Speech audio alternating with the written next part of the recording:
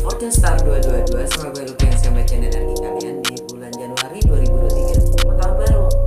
Sampai telat-telat. Semoga aja belum Messi. Dan seperti biasa ini general reading, jadi ambil sesuai dan tinggalkan yang tidak sesuai, jangan paksa itu sesuai. Cross watcher siapapun kalian yang sedang berurusan dengan Sagittarius, kalian welcome untuk join karena energi kita suka ketukar, jadi pesannya juga mungkin buat kalian ya. Kalau nggak sesuai, gue saranin nggak hanya nonton sun sign kalian, yaitu Sagittarius, tapi nonton juga moon sign dan rising atau ascendant sign kalian. Karena energi semesta itu aja, sama buat semua orang. Tapi yang membedakan adalah tempat, tanggal, dan jam lahir kalian yang setiap orang berbeda. Jadi nonton ketiganya, karena ini general reading, jadi kalian bisa melihat secara keseluruhan posisi kalian sendiri. Atau ya kalau kalian butuh personal reading, di box description gue itu ada nomor WA gue, kalian tinggal kontak aja ya, mau info harga bla bla bla silahkan. Langsung aja gue mulai dengan Lenormand ya, untuk melihat apa yang terjadi pada Sagittarius di bulan Januari. 3 kartu aja. Stork, Ring, Tower, Under the Deck, Double Faces. Jangan bacaan kalian The Ring.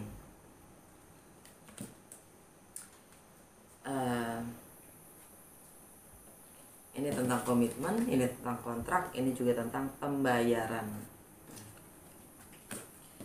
Yang mungkin sudah saatnya transformasi, perubahan, ya. Perubahan kontrak, perubahan pembayaran, perubahan komitmen ya.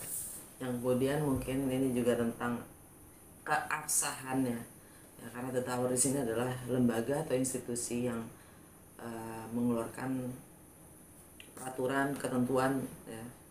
Jadi sangat mungkin adalah pemerintah atau agama, whatever.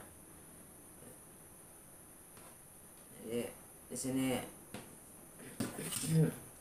ada transformasi akan pembayaran atau komitmen atau kontrak ya, yang disahkan oleh institusi atau lembaga.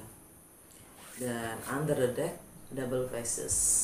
Jadi alam bawah kesadaran kalian itu, yang kalian harus sadari adalah dualitas dari apapun itu ya. Kalau Spinoza ngomongnya, setipis apapun kita mengiris, selalu ada dua sisi ya. Sisi positif dan negatif. Begitupun juga double faces, terang dan gelap. Setiap individu punya kedua sisi itu ya. Jadi mana yang ingin kita tampilkan, mana yang kita tidak ingin tampilkan.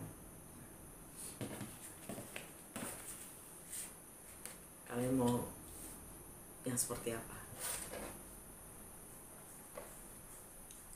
Langsung kita ke Muse Tarot. Gue pakai Muse Tarot kali ini ya, bosen dengan Lucky Tarot. Seperti biasa gue buka 12 kartu yang mungkin nggak akan gue baca ke 12 kartunya, hanya gue baca kartu-kartu yang bersinggungan dengan energi planet di bulan ini untuk melihat dampaknya apa buat kalian. Oke? Apa yang Sagittarius perlu ketahui di bulan Januari 2023 dengan segala pergeseran energi planet yang ada. Apa dampaknya dalam keseharian Sagittarius?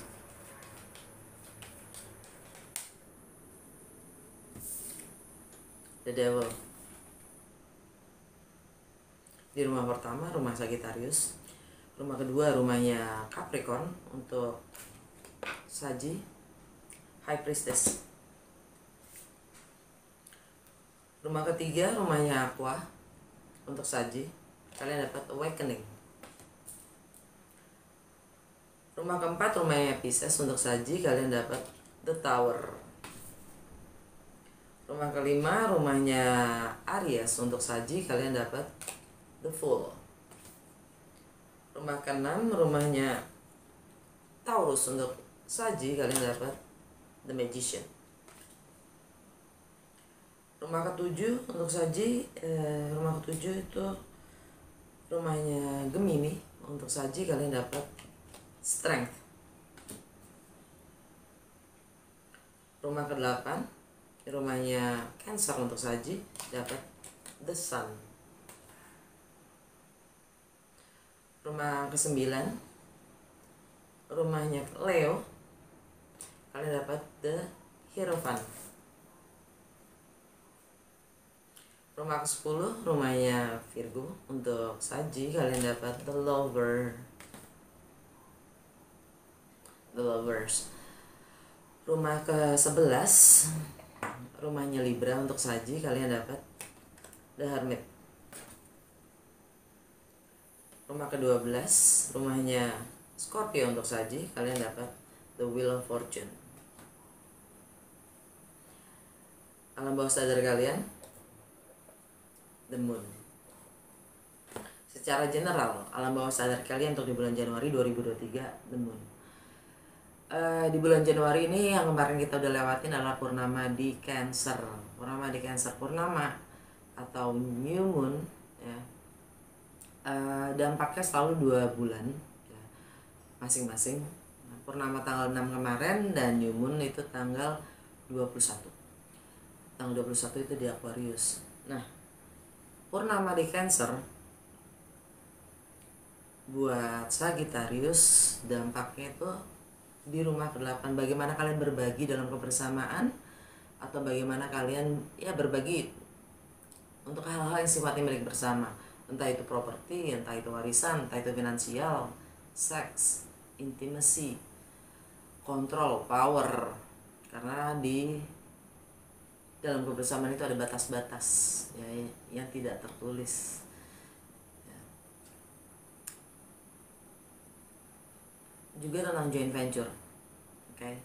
Nah, di rumah ke-8 rumah Cancer itu kalian dapat The Sun. Ada kebenaran, ada pencerahan yang terungkap ya. Ada kebahagiaan mungkin ya untuk beberapa dari kalian. Yang jelas matahari saat gue baca ini masih ada di Capricorn ya. Capricorn buat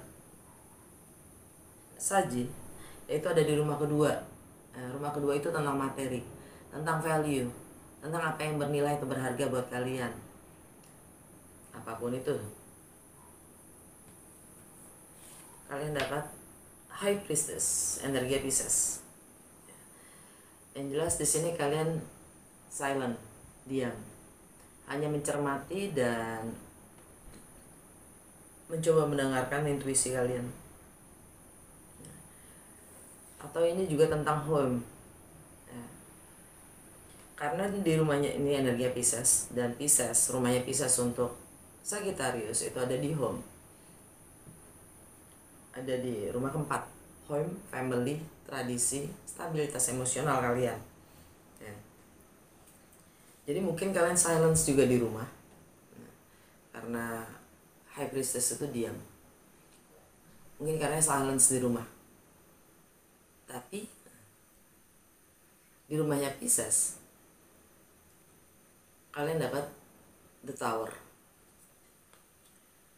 Mungkin kalian akan melakukan gebrakan-gebrakan atau dobrakan-dobrakan ya yang tidak biasanya kalian lakukan, di luar kebiasaan kalian gitu ya. Jadi shocking buat orang lain ya.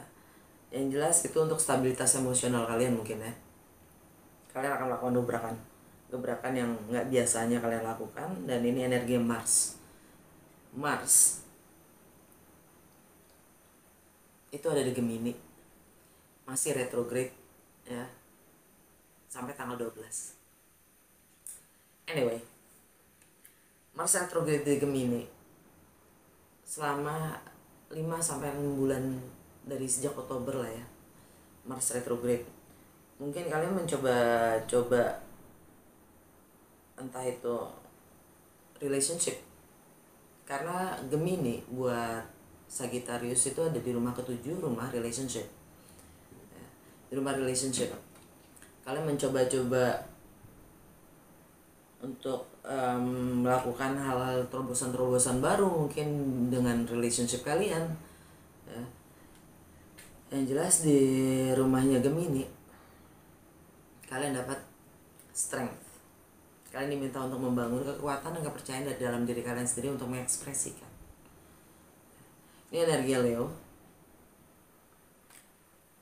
yang mana untuk Sagittarius di rumahnya Leo, di rumah ke-9 tentang perbedaan, segala perbedaan yang ada, entah itu budaya, agama, latar belakang, bahasa, filosofi, hukum. Dan rumah ke-9 itu juga tentang foreigns, segala sesuatu yang asing, yang baru, tentang luar negeri, tentang travel, segala sesuatu yang sifatnya berjarak, entah geografi ataupun emosional. Yang jelas rumah ke-9 itu bagaimana kalian melampaui batas-batasan kalian. Dan di rumahnya Leo, yang mana ada di rumah ke-7 relationship kalian, ya, itu kalian dapat the Hierophant. Ini tentang komitmen atau nilai yang kalian pegang sendiri. Jadi kalian diminta untuk membangun kekuatan dan kepercayaan diri atas komitmen yang kalian pegang sendiri terhadap relationship kalian. Atau tradisi ya. Hierophant itu bisa juga tradisi. Dan the Hierophant ini energi Taurus. Energi Taurus. Yang mana di rumahnya Taurus, itu di rumah ke-6 buat kalian dalam keseharian, rutinitas, kesehatan, juga bagaimana kalian melayani orang lain. Kalian dapat the Magician. Kalian mampu merealisasikan apapun mimpi kalian untuk menjadi nyata. The Magician. Tapi ini jelas energi Merkuri, dan Merkuri retrograde di Capricorn. Lagi-lagi di rumah Capricorn ada the High Priestess. Diam, tapi kalian akan melakukan gebrakan-gebrakan. Dan Merkuri retrograde ya di Capricorn. Artinya kalian sedang mereview nilai-nilai yang kalian pegang sendiri. Nilai-nilai, komitmen, ya, tradisi yang kalian pegang sendiri. Kalian lagi mencermati itu semua. Mereview persepsi kalian sendiri. Apa yang menjadi dasar nilai-nilai atau prinsip yang kalian pegang. Kalian mencermati itu dengan energinya High Priestess sebelum kalian melakukan gebrakan-gebrakan di rumah atau tentang rumah. Oke. Anyway, tanggal 2 Januari Venus meninggalkan Capricorn masuk ke Aquarius tanggal 2 kemarin ya. Yang mana buat Saji itu ada di rumah ketiga. Rumahnya Aquarius ada di rumah ketiga. Dan di rumahnya Aquarius juga ada Saturn ya, yang mana karma duniawi. Karena Saturn yang menciptakan atau yang menentukan kebijakan-kebijakan, peraturan-peraturan dan batasan-batasan yang ada di dunia, sehingga kita disiplin dan tanggung jawab. Yang gua biasa bilang itu adalah karma duniawi. Karena adanya batasan-batasan yang mengikat. Anyway, di rumah ketiga, di rumahnya Aquarius, yang mana juga ada Venus di situ. Venus itu planet money, materi, value, relationship. Ya.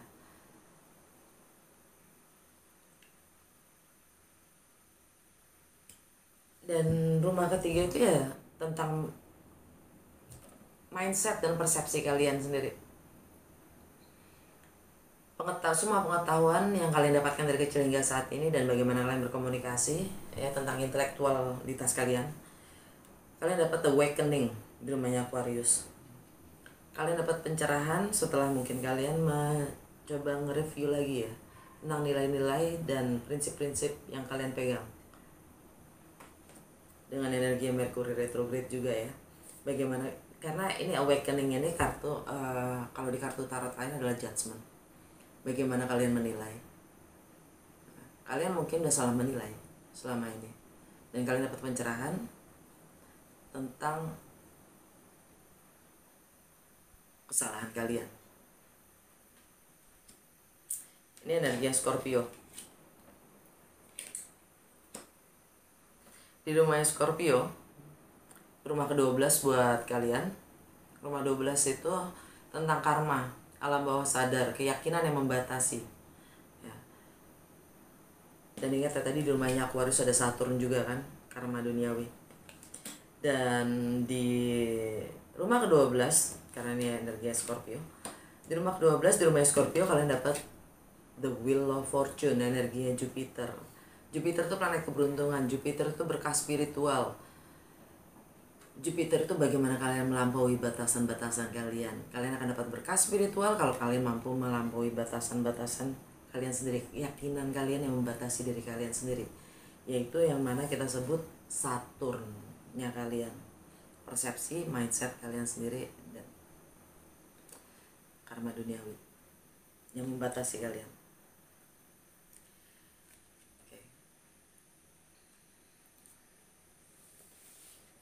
Dan Jupiter ada di Aries. Jupiter ada di Aries. Buat Sagittarius itu ada di rumahnya Aries, itu di rumah kelima buat Sagittarius. Rumah anak-anak, rumah tentang jiwa kanak-kanakan kalian, tentang kreativitas kalian, tentang bagaimana kalian mengekspresikan diri, tentang passion kalian, tentang bagaimana kalian having fun. Di rumah kelima itu, di rumahnya Aries, di mana ada Jupiter. Oh iya, di rumah kelima itu juga tentang romance, love affairs. Kalian dapat the Fool. Sepertinya kalian siap untuk memulai sesuatu yang baru dengan energi the Fool, ya. Entah itu di romance, entah itu di kreativitas, entah itu tentang passion kalian yang baru, ya.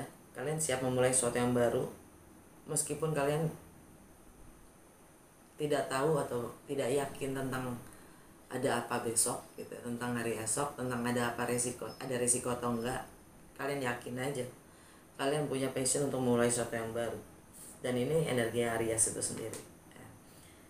Jadi Venus di Aquarius itu sampai akhir Januari kalian akan mulai menyadari persepsi-persepsi kalian sendiri yang membatasi diri kalian sendiri, yang kalian harus bisa lampaui. Tanggal 6 purnama di Cancer kita udah bahas itu, ya. Dan tanggal 12 Mars direct di Gemini. Seperti layaknya mobil motor yang udah lama diam, dia butuh dipanasin dulu sebelum kita pakai. Begitu juga Mars, sebelum dia benar-benar bergerak dia butuh pemanasan. Mars di Gemini masih sampai akhir Maret, ya. Jadi kalau kalian selama Mars retrograde 5-6 bulan ke belakang ini kalian sudah mencoba apapun caranya untuk relationship kalian, ya. Entah itu memperbaiki, entah itu membangun baru, ya.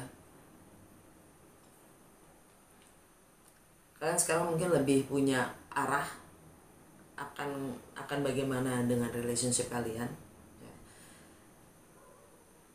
Dengan energinya Mars direct di Gemini.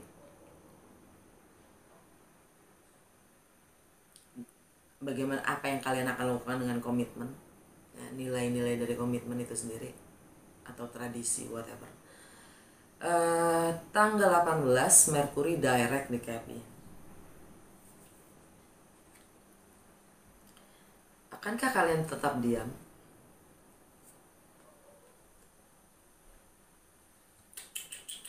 Mungkin kalian tidak akan berkata, tapi kalian akan melakukan, bersikap, ya, dengan energi The Tower. Ketika Mercury direct di Capricorn. Tanggal 20 Matahari meninggalkan Capricorn masuk ke Aquarius. Awakening di rumahnya Aquarius, yang mana ada Saturn, karma duniawi tentang persepsi kalian sendiri yang membatasi diri kalian, yang kalian harus bisa lampaui, right? Kalian dapat pencerahan untuk itu. Oke. Tanggal 21 New Moon di Aquarius. New Moon di sini. New Moon itu new beginning. Jadi kalian udah kayak punya spirit baru, sisi emosional baru untuk memulai dengan persepsi atau mindset yang baru. Dengan pencerahan yang kalian dapatkan. Tanggal 22 Uranus direct di Taurus. Uranus itu planet keunikan kita ya, keunikan jati diri kita, keunikan dari setiap individu. Uranus itu juga pemberontak karena dia selalu menanyakan hal-hal yang sifatnya stagnan, status quo. Dan dia sudah retrograde itu 6 bulan di Taurus. Nah, di rumahnya Taurus buat Saji itu ada di keseharian. Bagaimana kalian melayani orang lain, bagaimana kalian menggunakan waktu kalian, bagaimana kesehatan kalian, rutinitas kalian. Kalau kalian sibuk dengan pekerjaan mungkin ya, kalian akan komunikasikan dengan energi The Magician tentang yang sudah tidak lagi selaras atau sesuai dengan keinginan kalian atau nyamannya kalian akan komunikasikan. Saji gitu loh. Dan di Taurus itu nggak hanya ada Uranus tapi juga ada North Nodes. Yang mana dalam 2 tahun terakhir ini mungkin kalian fokus kalian ada di sehari-harian, maksudnya pekerjaan. Dan tanggal 26 Venus meninggalkan Aquarius masuk ke Pisces.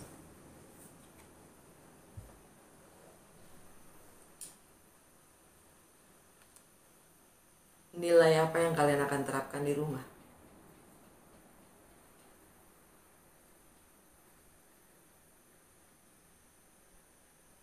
Yang harmonis tuh kayak gimana sih dalam relationship?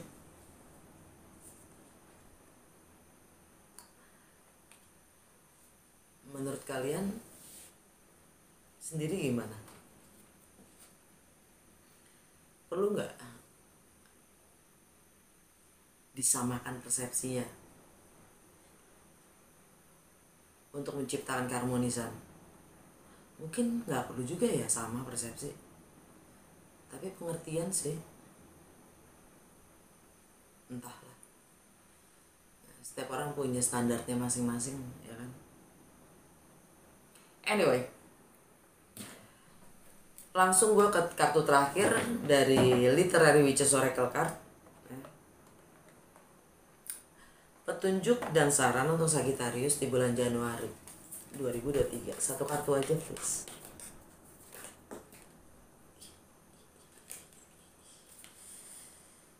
Dan kalian dapat Justice. Alam bawah sadarnya love.